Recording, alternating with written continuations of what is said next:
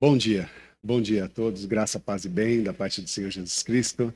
Muito bom revê-los, muito bom poder partilhar com vocês esse tempo tão precioso, tão especial.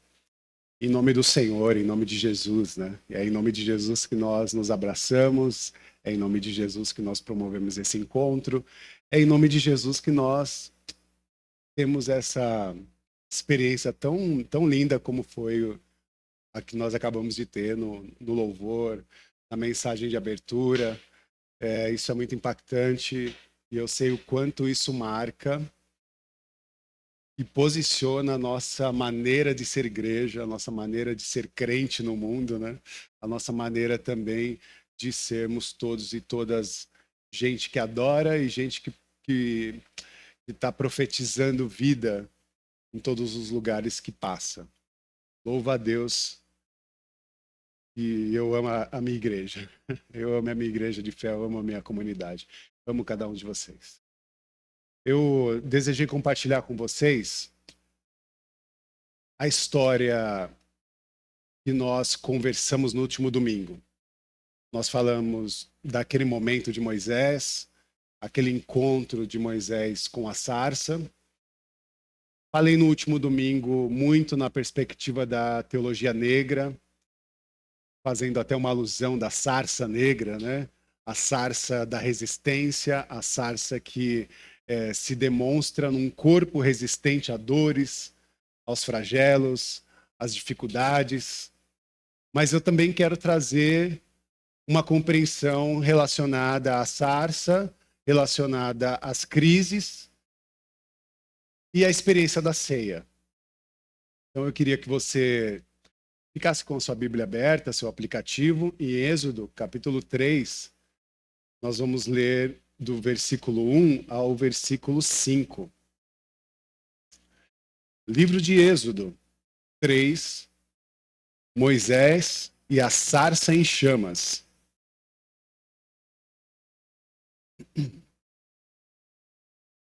O versículo 1 diz assim: Moisés pastoreava o rebanho do sogro, seu sogro Jétro, que era sacerdote de Midian. Um dia, levou o rebanho para o outro lado do deserto e chegou a Horebe, o monte de Deus. Ali, o anjo do Senhor lhe apareceu em uma chama de fogo que saía do meio de uma sarça. Moisés viu que, embora a sarça estivesse em chamas, não era consumida pelo fogo. Moisés então pensou: vou me aproximar para ver essa coisa impressionante. Por que a sarça não se queima? Quando o Senhor viu que ele se aproximava para observar, Deus o chamou do meio da sarça. Moisés, Moisés, estou aqui, ele respondeu. Então Deus disse: não se aproxime. Tire as sandálias dos seus pés, pois o lugar em que você está é terra santa. O lugar que você está é terra santa. E aí? Oremos ao Senhor. Ore ao Senhor, peça para que Ele fale contigo, prepare o seu coração e mente a Ele, a esse tempo, a esse momento. Querido Deus, nós te louvamos, exaltamos o seu nome e agradecemos por tudo que fizeste aqui nessa manhã. Obrigado pelas canções, obrigado pelos abraços, obrigado, Senhor, pela ministração profética em nossos corações. Obrigado, Senhor, por partilhar a fé, o amor, a graça e a sabedoria que vem de ti com os nossos amigos, nossos familiares, nossos irmãos e irmãs. Esse é um lugar de refúgio, mas um lugar também de aprendizado. E nós queremos aprender contigo. Usa as nossas vidas, usa a vida de cada um, no ouvir e no falar. Nós queremos aprender contigo nesse encontro, que a sua mensagem impacte as vidas de todos e todas que estão aqui presentes e aqueles que nos acompanham através das redes sociais. Fale conosco, fale com as nossas famílias, fale com os nossos corações. Ajuda-nos a sair diferente de como entramos nessa mensagem. Em nome de Jesus. Amém. Amém. Amém. Bom, Igreja, dezembro, chegamos, né? Chegamos em dezembro, chegamos na reta final do ano. E eu penso que o nosso coração sempre, quando adentra essa reta final, ele fica um tanto quanto vulnerável. Penso que dezembro é um tempo de muita reflexão.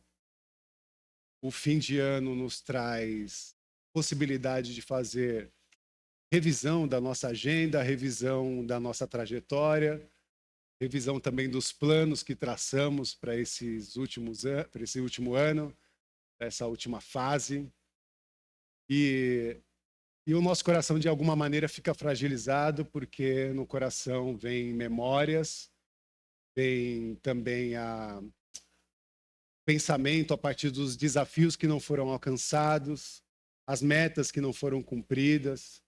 Toda vez que a gente se debruça a tentar fazer um balanço, né, do nosso cotidiano, da nossa vida, perceber as listas e perceber nas listas os nossos fracassos, aquilo que a gente não conseguiu atingir, o que deu errado, o que ficou para trás.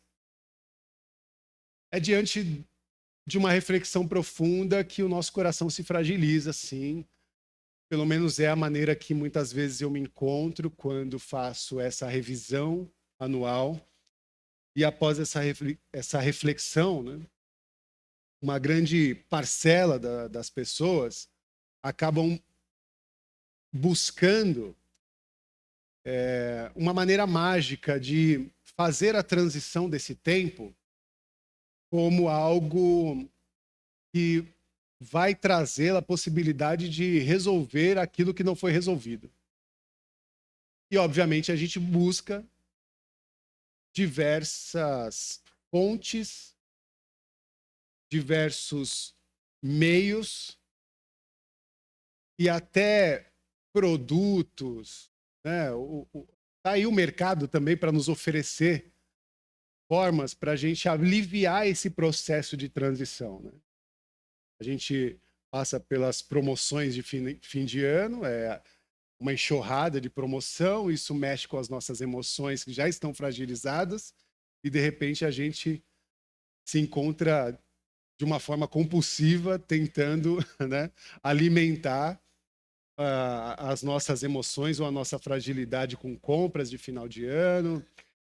A gente começa a sonhar com uma perspectiva melhor, mas a gente ancora a nossa perspectiva na Mega Sena, né, nos sorteios, né, que os supermercados estão colocando ali para a gente desfrutar ou fazer uma tentativa, fazer a nossa fezinha de final de ano, né, como se diz. E aí, no fim, a gente se percebe, se estiver com a cabeça, a mente, né, atenta, a gente se percebe refém dessas coisas. E é diante disso que a gente consegue diagnosticar que há uma fragilidade emocional. Há uma fragilidade quando a gente se debruça a tentar compreender todas essas questões, principalmente quando a gente está tentando buscar uma mudança de maneira rápida, uma mudança de maneira mágica, uma mudança de maneira que parece rápida, né? Num estalar de dedos, né? Fiz a minha fezinha, acertei o número da sorte e agora o ano que vem vai ser um ano melhor. E o que eu preciso e tenho o compromisso de afirmar para a comunidade é que, a rigor, a mudança ela não vai vir para nós de maneira mágica. A mudança para a nossa vida não vai vir de uma maneira repentina, como um grande feitiço que a gente faz, um grande rito que a gente faz, e as coisas vão se transformando assim, e aquele ano ruim, aquele tempo difícil, aquelas dores que eu sofri, as metas que eu não cumpri, elas não vão se repetir em 2026. Então eu preciso ser sincero para dizer para cada um de vocês que isso não é real. É só uma maneira da gente talvez alimentar nossas emoções e fugir, né? Fugir das tensões, das dores. Mas uma hora vai passar e você depois vai ter que enfrentar essas dores, essas dificuldades, essas perdas. A gente vai ter que passar por esse enfrentamento. Então a mudança ela não vem no calendário. Ela não vem. A transição do calendário também não vai te proporcionar uma mudança radical. No máximo, uma mudança só de litúrgica, né? De 25 para 26. Mas o que eu posso afirmar é que a mudança ela vem através do processo de amadurecimento da nossa trajetória. E isso faz parte, de fato, da nossa espiritualidade. Esse é o modus operandi da nossa espiritualidade. Porque a partir do momento que caminhamos com o Senhor, que dedicamos as nossas vidas ao sagrado, a partir do momento que fazemos com que a nossa trajetória seja marcada por uma experiência de relação profunda com Jesus, esse trabalho de amadurecimento vai acontecendo. E a nossa mente vai se renovando. O nosso olhar vai se tornando mais sensível. A nossa postura diante da realidade amadurece. Não se enrijece, mas ela amadurece. Ela se vê ou se manifesta de maneira, como eu disse no último domingo, mais resiliente às dificuldades. E quando você está mais resiliente, você também tem capacidade de melhor discernimento dela. E tendo um melhor discernimento diante da realidade, os dispositivos que vêm através da sabedoria nos encontra para nos encorajar a tomar as decisões corretas e organizar a nossa agenda. Porque senão a gente vai ficar sentado no sofá no domingo de Natal e sabe quem vai visitar a gente? Sempre ela, Simone. E ela vem com aquela pergunta, né? O que você fez? Ela vai falar, é Natal e o que você fez? E aí você vai ficar super constrangido, né? Ou vai reclamar, lá vem a Simone de novo. Não é a Simone de Beauvoir, né? E ela vai cantar para você, é Natal e o que você fez? Você vai ficar constrangido com essa pergunta. Mas o que eu quero provocar, né, cada um de vocês é enfrentar essas perguntas de maneira madura. Porque, de fato, eu acredito que a grande maioria de nós chegamos no final do ano sem fazer muita coisa, sem atingir muitas metas que a gente gostaria. E tá tudo bem. Porque essa ideia de tentar encerrar um ciclo em plena perfeição é só uma ilusão mesmo. A gente não vai conseguir, de fato, ter uma trajetória em plenitude, a não ser quando nós estivermos mergulhados na promessa de um céu prometido, de uma perspectiva, de uma realidade que já não está na história, mas está numa promessa da eternidade. Mas enquanto nós não experimentamos a eternidade, aqui tem treta, tem luta, tem dificuldade, tem desafio, tem listas e listas, metas e metas, para que a gente possa cumprir. E a gente precisa se encorajar a encarar cada uma dessas metas e dessas listas de maneira que nós nos percebamos pessoas amadurecidas. E o amadurecimento será exigido a nós. Porque ele vem a partir muito das nossas decisões, a partir da forma como nós decidimos, ou das decisões que nós tomamos para a vida ou diante da vida. E a vida exige de nós postura, a vida exige de nós posicionamento, comprometimento e engajamento. Deus, quando nos encontra, assim como se encontrou com Moisés, exigiu dele e exige de nós engajamento. Você percebe o comprometimento,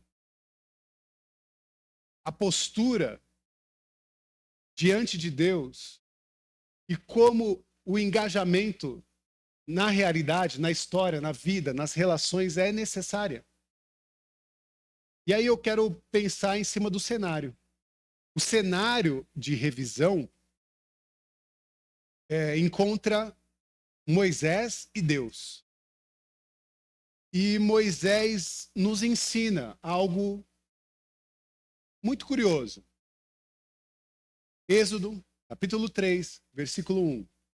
Moisés pastoreava o rebanho do seu sogro. Um dia ele levou o rebanho para o outro lado do deserto. E ele chegou a Horebe, o monte de Deus. Esse versículo está relatando para nós a vida como ela é. A vida cotidiana de uma pessoa comum.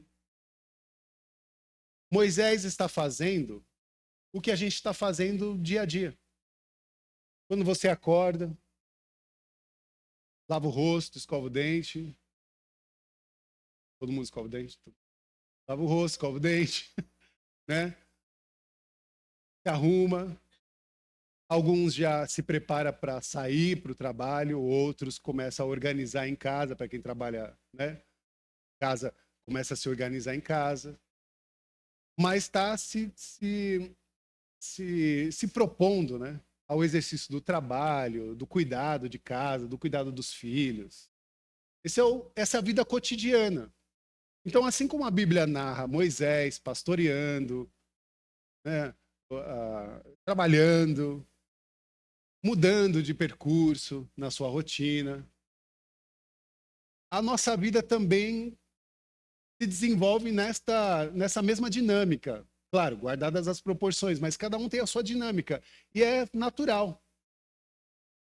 Ele estava no dia a dia, ele estava no cotidiano, ele estava ali se apresentando a fazer com que as suas responsabilidades sejam dedicadas. E, de repente, ele se encontra com uma manifestação divina.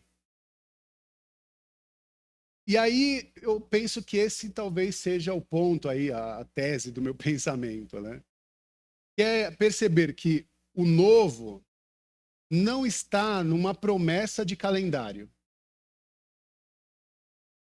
O novo, ele está num chamado ao amadurecimento, num chamado que exige de nós um olhar sensível, num chamado que exige de nós coragem.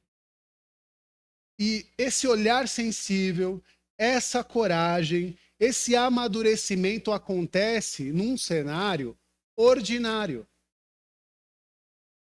É na vida ordinária. É na ordem da vida, no cotidiano comum.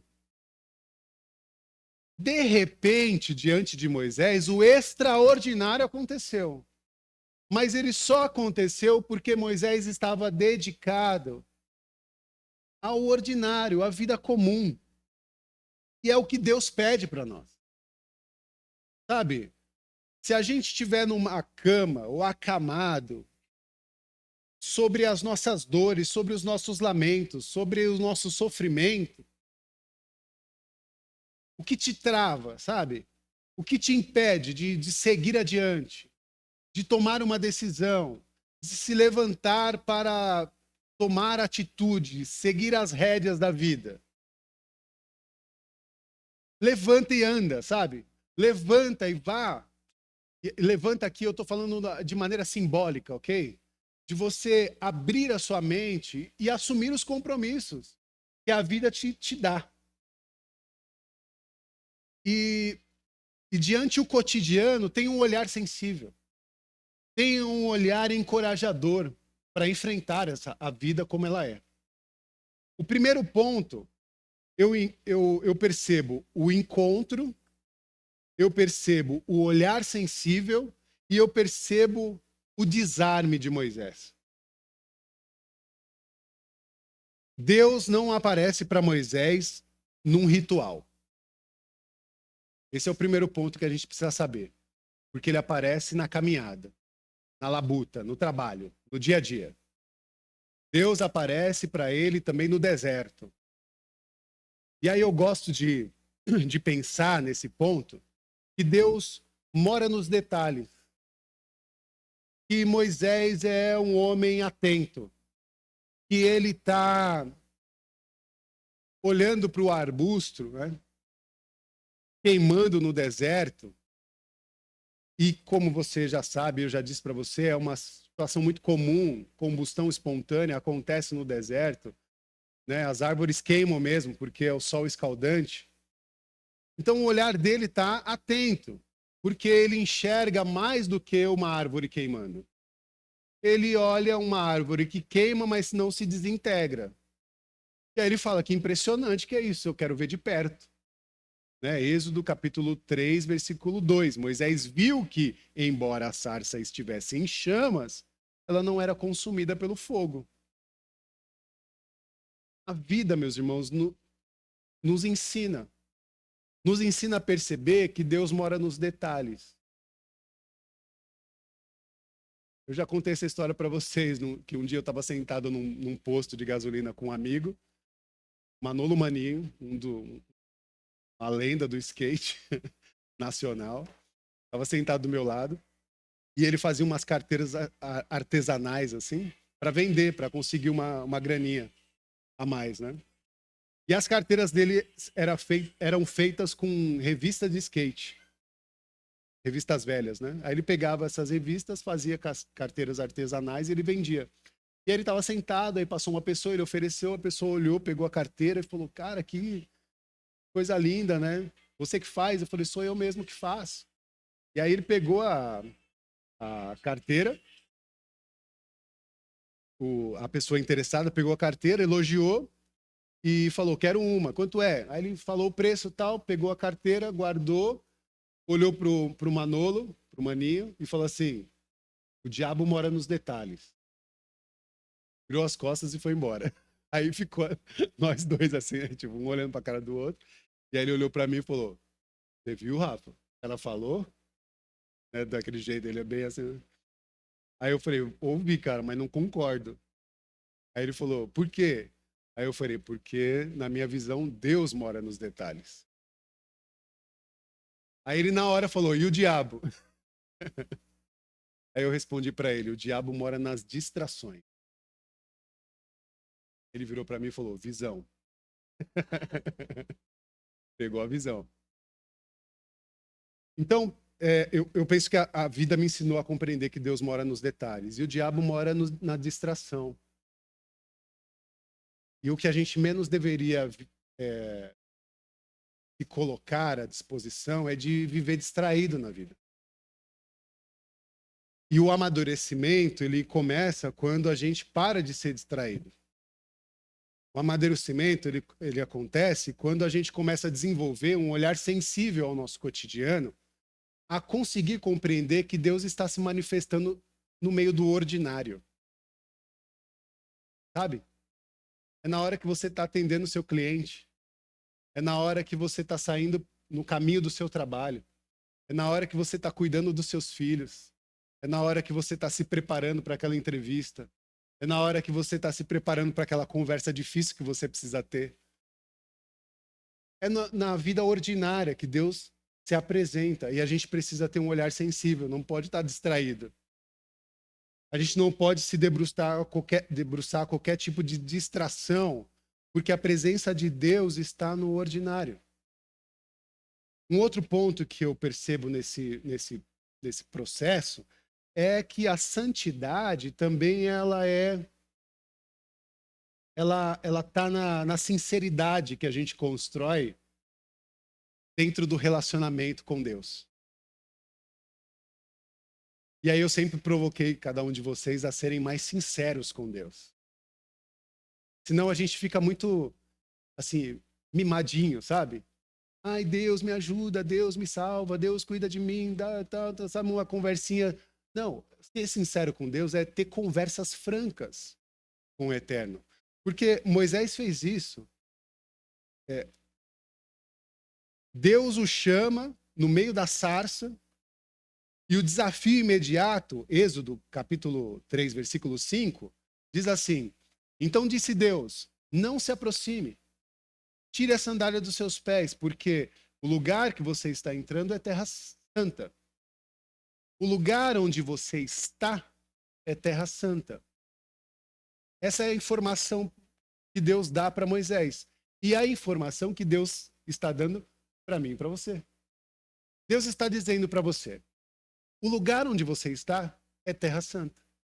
O lugar onde você adentra é Terra Santa. E essa Terra Santa pode ser a sua crise. Esse lugar que você entrou. Essa Terra Santa pode ser a sua lista de final de ano. A Terra Santa também, ela pode ser as suas frustrações, olhando para trás. A Terra Santa pode ser as suas perdas.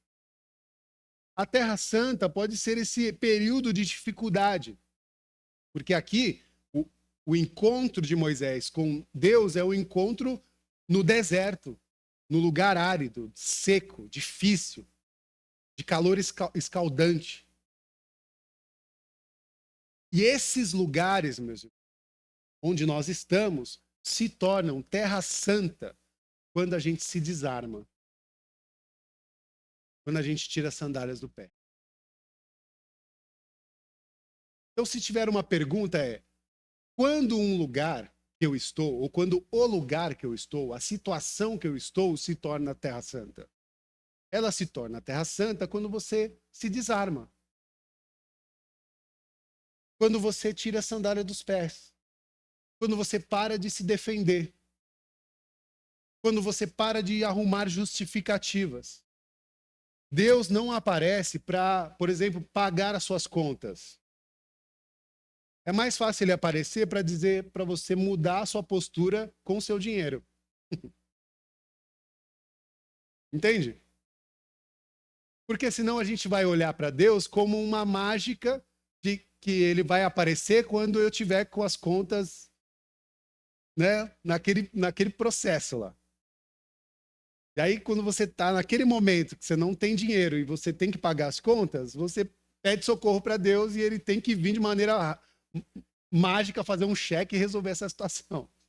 Fazer um Pix, na verdade, né, para ser mais atual. Mas não, parece que a relação com o sagrado, ela se desenvolve quando a gente encontra Deus no nosso socorro e Deus fala, você precisa começar a gastar menos. Você precisa parar aí de cair nas pegadinhas que você está vendo aí no seu celular, na televisão. Cuidado com as Fridays aí, viu? Cuidado. Você precisa organizar um pouquinho mais as suas contas. Porque Deus faz isso, ele aparece para examinar seu coração. Eu adorei, a Fernanda hoje colocou uma camiseta. Vocês pegaram? Quem pegou a visão? Mamon. Estava escrito na camiseta dela: Exorcise Mamon. Que é exorcize o seu mamon. Todo mundo sabe o que é o mamon? O Deus do dinheiro. É aquele mesmo Deus que Jesus disse: você não pode servir a dois senhores. Você não pode amar a Deus e amar o dinheiro. Então, a provocação da profeta Fernanda é: exorcize o seu mamon. Jesus dizendo: exorcize o seu mamon. Não dá para adorar a Deus e ao dinheiro. Comece a se organizar, organize as suas contas. E para de ser gastona, para de ser gastão. Deus aparece para examinar o nosso coração. Mesmo. Se o seu coração é odioso, se o seu coração ele é ambicioso a ponto de você se curvar ao dinheiro, aos produtos, sabe? Calor de querer desejar ter as coisas. Se o seu coração está marcado por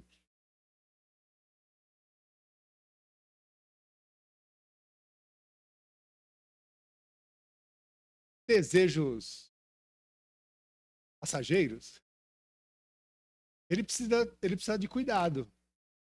Entende? Porque Deus quer colocar no seu coração amor. Quer colocar no seu coração generosidade. Quando a gente fala de contribuição financeira na igreja, não é porque você tem obrigação de fazer contribuição.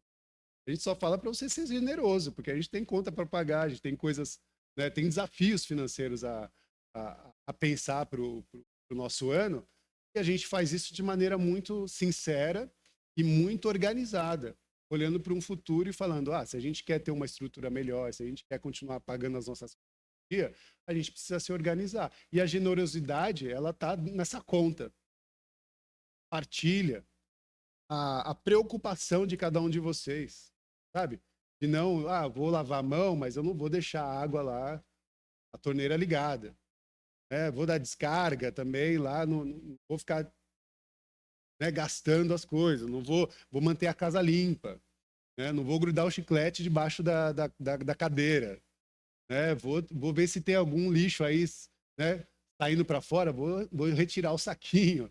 Entende o processo da comunidade que vai sendo preocupada com as ações e as necessidades, que são necessidades mútuas. Por exemplo, os homens vão no banheiro, eles vão usar com responsabilidade, porque tem uma mulher que depois vai entrar.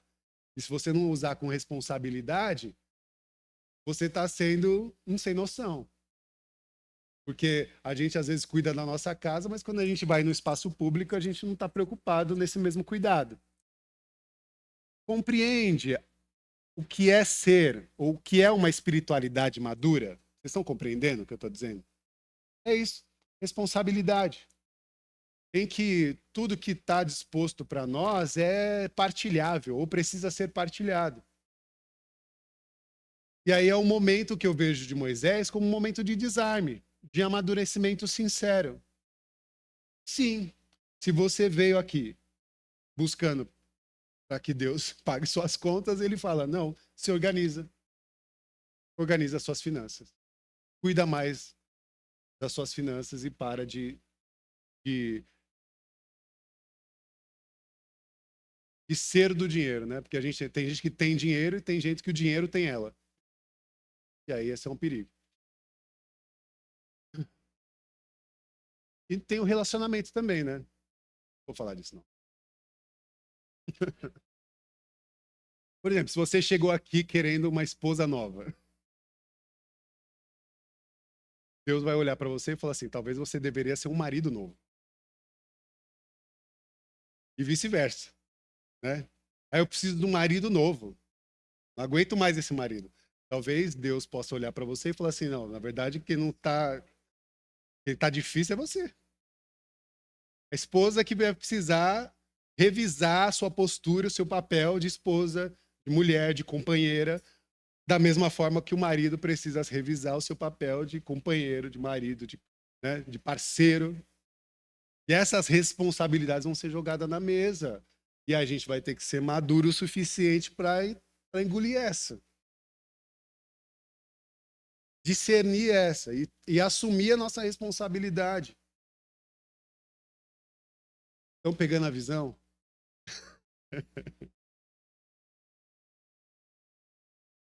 Deus, meus irmãos, ele se encontra conosco. Mas pode ser que o encontro com Deus, tão desejado e vendido por aí, né? Inclusive pelas igrejas, instituições religiosas, né? Venha para o encontro com Deus. Pode ser que o encontro com Deus seja bem constrangedor. Porque se encontrar com Deus é se encontrar com nós mesmos. Identificar nesse espelho existencial as nossas fragilidades e o que precisa ser mudado. E a partir disso se encorajar a tomar uma decisão de mudar. Tá? Em absoluto, a santidade, meus irmãos, ela não está no espaço geográfico. A santidade de Deus, ela não se manifesta necessariamente quando ele falou, quando Deus se apresenta no deserto, não é que a santidade estava naquele lugar, né? Porque é isso, agora virou turismo, né? A gente vai para Israel porque a gente quer tocar naquele lugar que Deus falou, essa terra é santa. Não, meus irmãos, não é sobre isso. Terra santa é o lugar onde nós estamos, ou as sensações e os movimentos que nos atravessam. Você pode pagar 10, 15, 20 mil reais para Israel, você vai chegar nessa dita Terra Santa, e sabe o que você vai encontrar lá? Areia, deserto. E se não tiver um bom protetor, tá pego.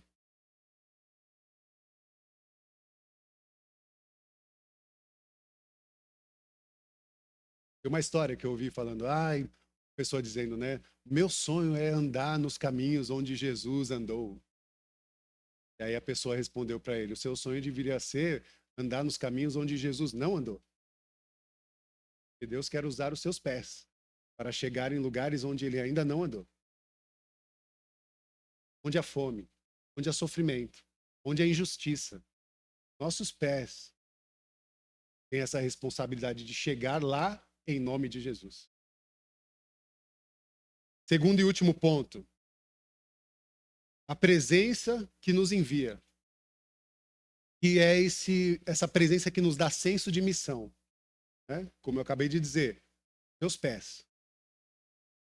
Tirar as sandálias e dar a oportunidade de entrar e acessar lugares santos, com esse senso de missão. Porque o desarme nos leva para o próximo desafio.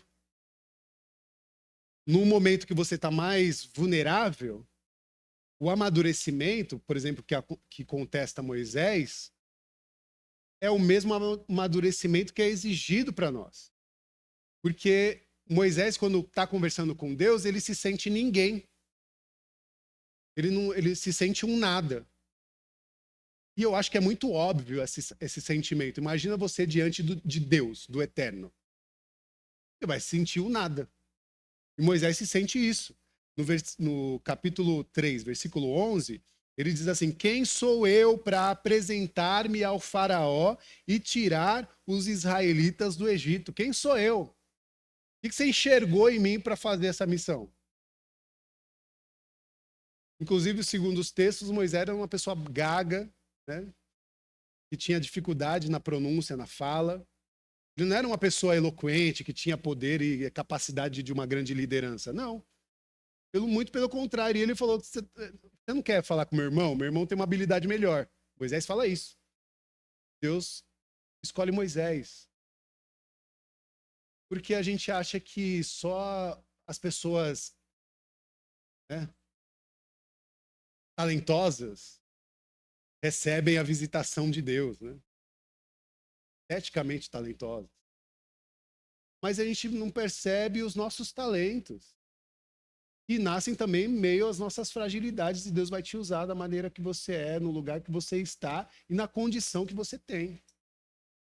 E Moisés está isso, né? Ele está diante de uma situação, o opressor, né? Que é a figura de Faraó, como o sistema opressor da sua época, que sempre faz você se sentir ninguém, que é isso que o sistema faz, está sempre querendo reduzir a nossa humanidade e fazendo com que a nossa voz não tenha valor. Nessa última semana, as nossas irmãs, Lana e a Juliana, elas saíram de São Paulo e foram para Brasília na Marcha das Mulheres Negras, por luta por direitos. E esse movimento foi histórico. Não foi só um lugar para tirar fotografia, mas foi para exigir justiça, acesso aos direitos. E exigir também o fim e a erradicação das violências que foram denunciadas aqui pelo profeta. A erradicação de qualquer violência contra a mulher. Especialmente, segundo elas, as mulheres pretas, que estão na base desse sofrimento e dessas violências. Mas isso atinge toda a mulher. E esse grito, basta, é uma profecia, é um movimento profético na história que está marcando gerações. O que elas estão fazendo, o que a igreja faz quando se levanta contra qualquer tipo de violência contra a mulher, ela está salvando a vida da pequena Lorena e de tantas outras bebês, tantas outras crianças, tantas outras meninas. Um movimento profético que afeta a história, o futuro. E isso é extraordinário, meus irmãos. Mas elas poderiam chegar lá e falar assim: mas nossa, tudo isso para não ter resultado, será que a gente vai ouvir a voz do nosso adversário? Ou a gente vai tomar posição compreendendo que o que estamos fazendo é real e fazemos isso em nome de Deus, em nome do Senhor Jesus? Como uma manifestação profética que vai marcar a história e que vai abalar qualquer tipo de estrutura. Seja ela racista, seja ela violenta, genocida, seja ela qual for.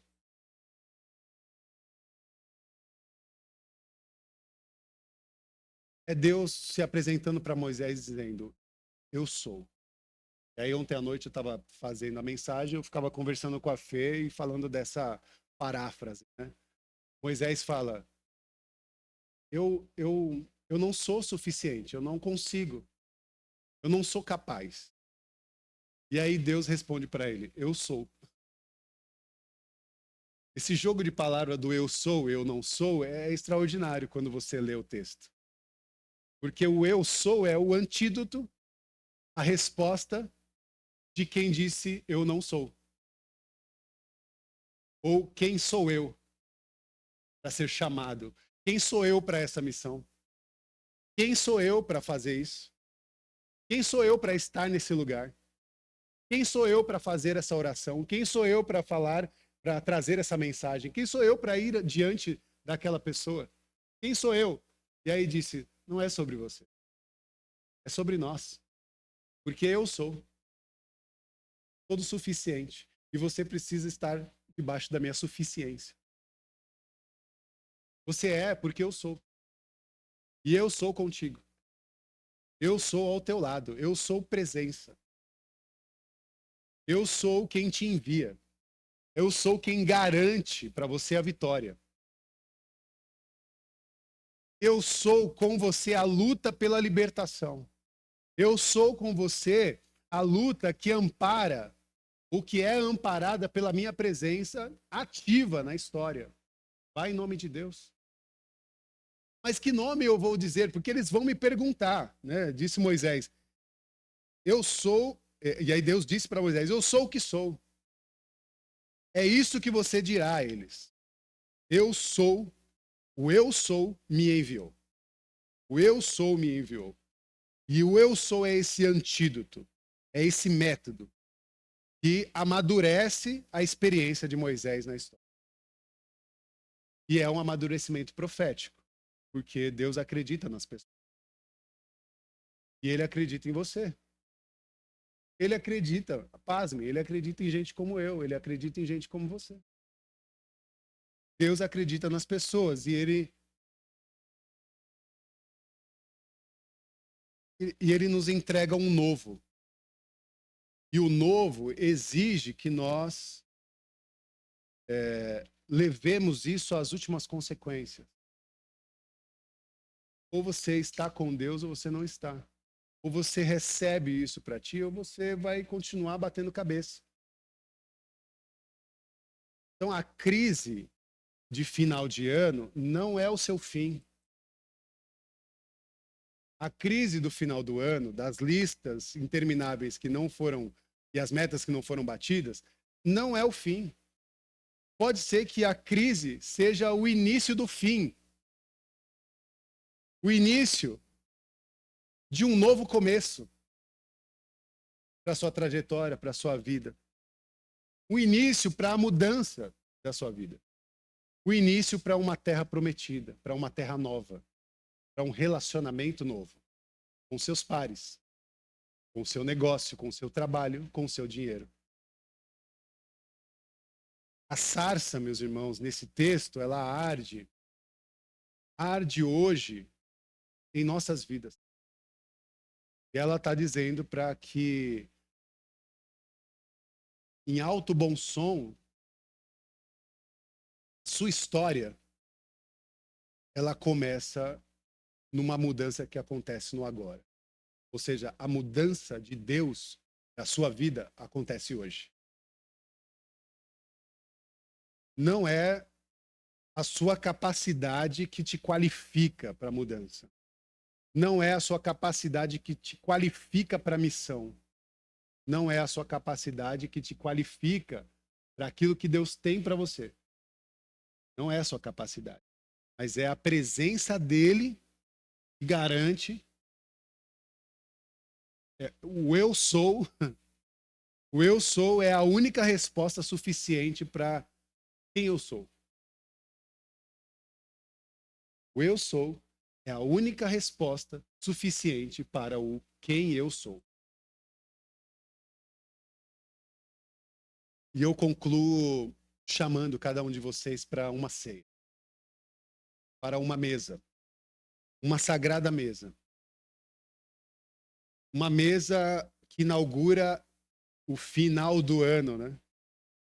E um final do ano com as nossas listas, com as nossas revisões, com o nosso chamado, esse chamado para o amadurecimento, para que você largue todos os pesos, para que você largue todo o estado de aprisionamento, para que você também pare de se ancorar nas suas perdas e nos seus fracassos.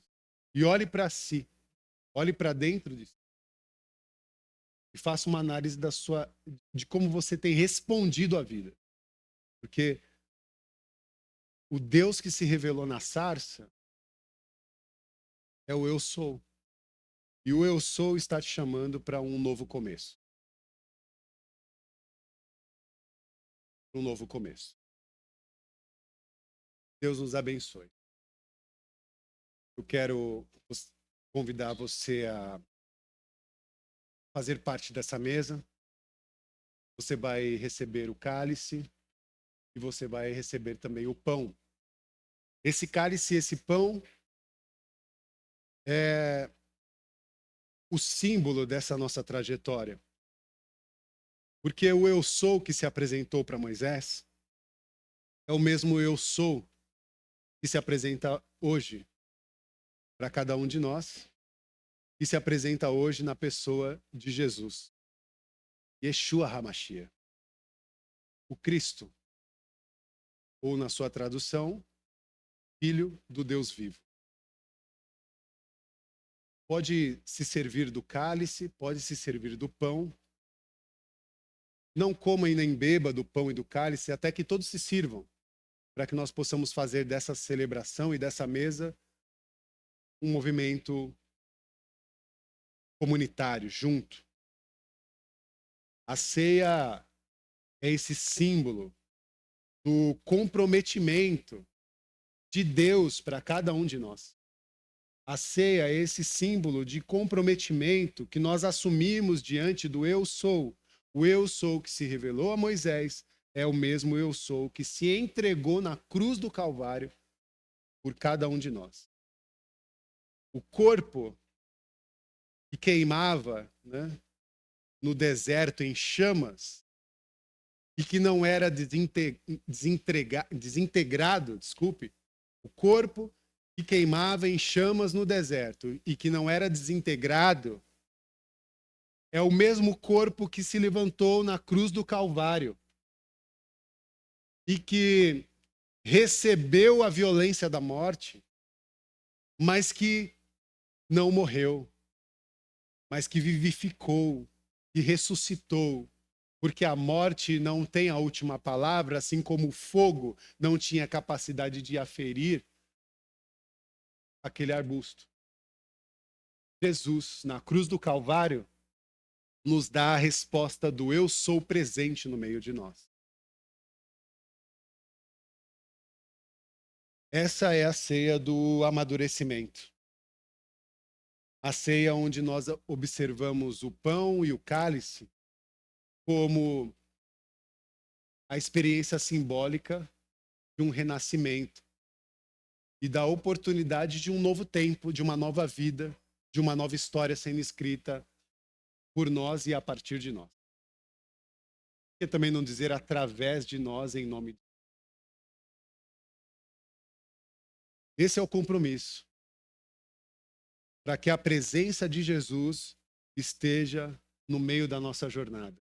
Para que a presença de Jesus esteja no meio da nossa jornada, garantindo a cada um de nós a noção que nós não estamos sozinhos, que a nossa luta não é solitária. Deus está ao nosso lado. Venham todos para a mesa da partilha. Esse pão deixa de ser uma substância apenas natural, mas passa a ser a representação do corpo de Cristo partido por cada um de nós.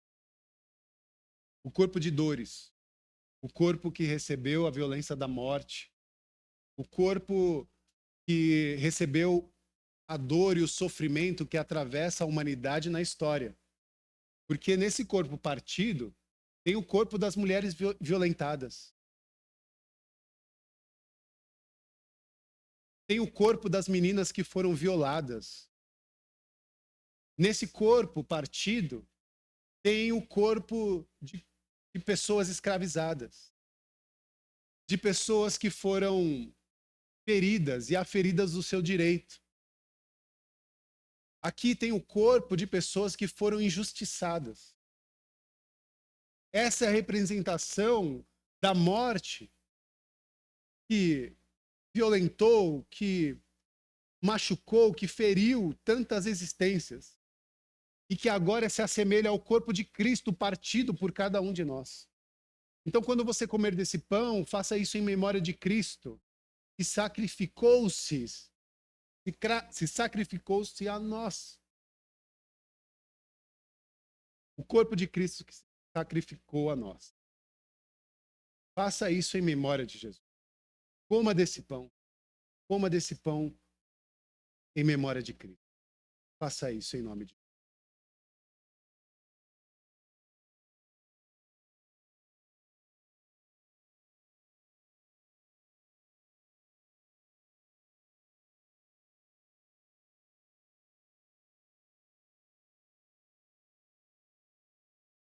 Louvamos, meu Deus. Deus, meu Senhor. Obrigado, Senhor. Obrigado pelo teu abraço. Obrigado, Senhor, pelo alcance, pelo resgate. Obrigado, Senhor, por proteger o nosso coração, a nossa mente de tanto sofrimento, de tanta mágoa, de tanta dor, de tanta dificuldade, Senhor, de dar perdão. Senhor, nos resgata, Senhor, do lamaçal da dor, do pecado, do sofrimento, das violências, das injustiças. Senhor, nos resgata, sara o nosso coração, a nossa mente. Sara, Senhor, e nos dá disposição para continuar, para viver, para seguir, em nome de Jesus. Ah, Senhor, nos ergue, Senhor, nesse madeiro contigo.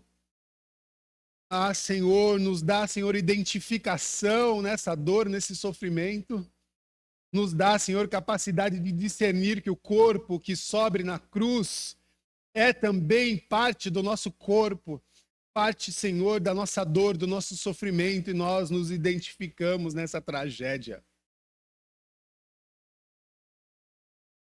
Obrigado, Senhor, por vir ao nosso encontro e nos dar a oportunidade de vencer a morte juntamente contigo. De nos dar a oportunidade de uma vida nova, uma vida além daquilo que nós estamos vivenciando hoje. Uma promessa de uma vida onde não haverá mais ranger de dentes, não haverá mais choro, não haverá mais lágrimas de dor, de injustiças. Ah, Senhor, obrigado pelo teu resgate, pelo teu abraço, pela tua salvação no meio de nós. De maneira semelhante, depois de comer o pão, o Senhor tomou o cálice e disse: esse cálice é a nova aliança no meu sangue. Toda vez que você comer desse pão e beber desse cálice, vocês anunciam a vinda do Senhor Jesus. E hoje nós levantamos esse cálice de maneira profética, anunciando a presença e a vinda do Senhor Jesus na história. Porque ele veio e ele veio através de nós. E os nossos pés agora, sagrados, sacralizados, onde as nossas sandálias velhas ficaram para trás. E os lugares e a terra santa que acessamos agora na perspectiva de ser novos Cristos na realidade. Um cálice que nós levantamos, celebramos o Cristo, o Deus vivo no meio de nós. Manifesto na história e na realidade das nossas relações. Nos encorajando, nos levando adiante para o enfrentamento, sim, certos da vitória. E o novo virá. E o novo virá. Um brinde à vida. Um brinde à vida de Deus no meio de nós. Pode beber do cálice, faça isso em memória de Cristo Jesus, o Senhor.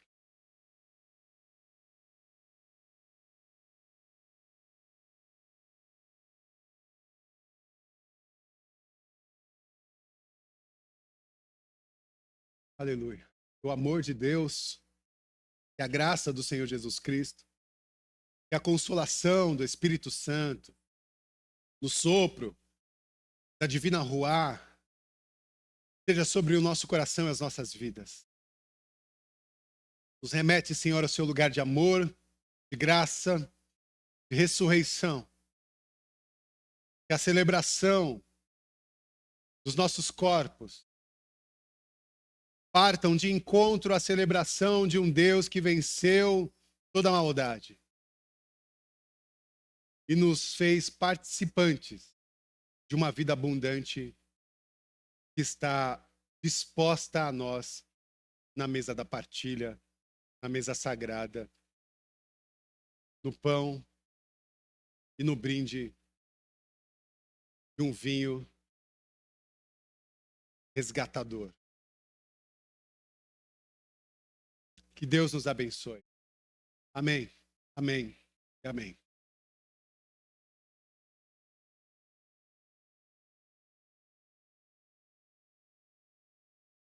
Não deixe de abençoar todos e todas presentes.